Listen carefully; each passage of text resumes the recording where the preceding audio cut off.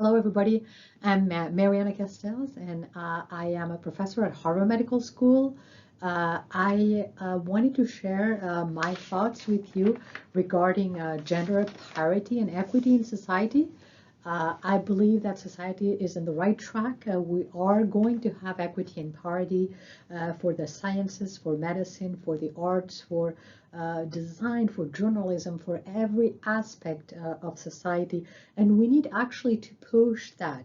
We have been waiting for a long time, and the double X chromosome that is the women who have been successful in the different fields have been considered to be exceptions. And my dream and my future vision is that we are the norm, not the exception. And I think that this can be achieved in a very short time. And I'm going to share with you some of my professional achievements and how this has it been intertwined with a family life, with a social life, and that being able to be productive, to be a scientist, to pursue one's dreams is compatible with being a member of the society, also as a mother, as a wife, as somebody who has two X chromosomes.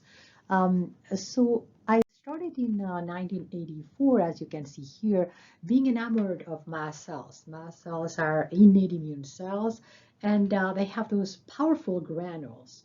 When I started my fellowship with Larry Schwartz in Richmond, Virginia, we uncovered that based on proteases, tryptase, chymase, carboxypeptidase, there was not just one mast cell in the human body, there were multiple mast cells. There's starting to be understood that there was heterogeneity for mast cells. So here, mast cells that are big have three proteases, tryptase, chymase, carboxypeptidase, and those others will only have tryptase.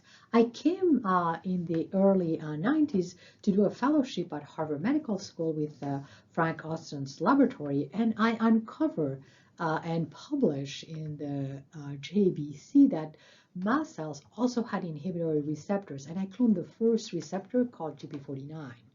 When I uncovered that, I saw that there was a potential that mast cells not only are the bad guys for all the allergic diseases from asthma to food allergies to allergic rhinitis, but they also could actually be helpful if we are able to tame them. So I designed an in vitro protocol that you see here of 11 steps that was actually later on in short period of time translated to what we call desensitization protocols for humans. So starting in 95, I started to think about those protocols. And here, this protocol has been used in thousands of patients, and it has proven to be extremely, extremely successful for the desensitization of patients who have allergies to their base medication, to chemotherapy, to antibiotics, to monoclonal antibodies, to iron, to anything, including progesterone, that they need either to conceive or to be treated for cancer or to have a better quality of life for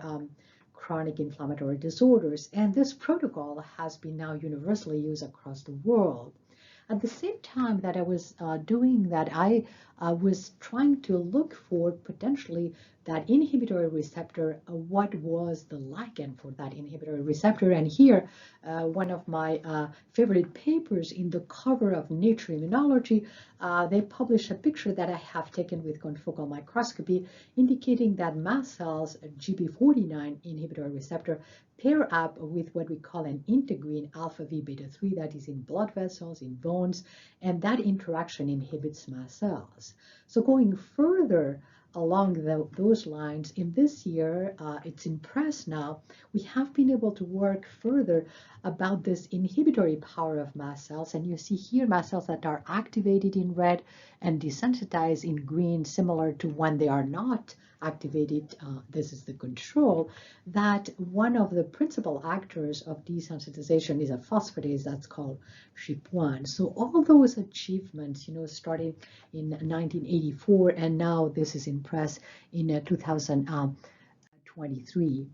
My proudest moment was in 2017 here at Harvard Medical School when I was made a full professor, and I have to be honest with you, only 18% women are professors versus more than 80% males, but I have to say that during the celebration, I had several men that talked, Dr. Boyce, Dr. Austin, who had been my mentor, Dr. Brenner, who had been the chief of the division, and also we started to see women, Ursula Matulonis, my counterpart at the Dana-Farber Cancer Institute, Nora Barrett, who is now the co-director of the division. So essentially, and I wanted to introduce you to my family. None of what I have done would have been possible without my wonderful husband and my two children, who are actually taller than us.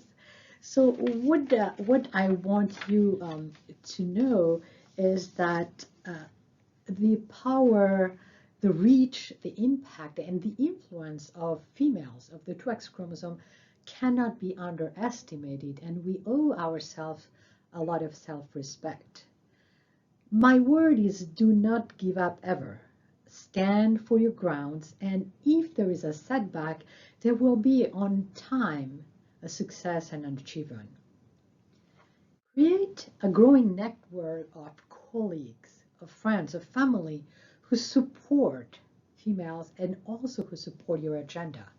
Everything that I did here in science and medicine, I was supported by my family, my friends, my colleagues who actually saw that my vision was their vision too.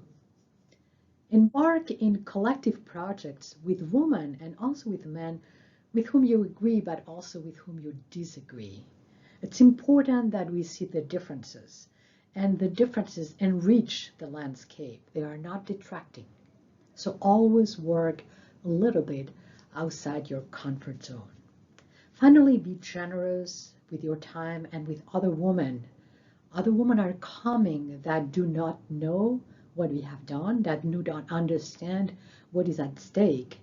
But with our help, everything can be done. So I believe that equity and parity for gender can be achieved and will be achieved, because the better, the world will be better with that parity and equity. We are not exceptions, we are the norm. Thank you very much, and good luck in everything you do.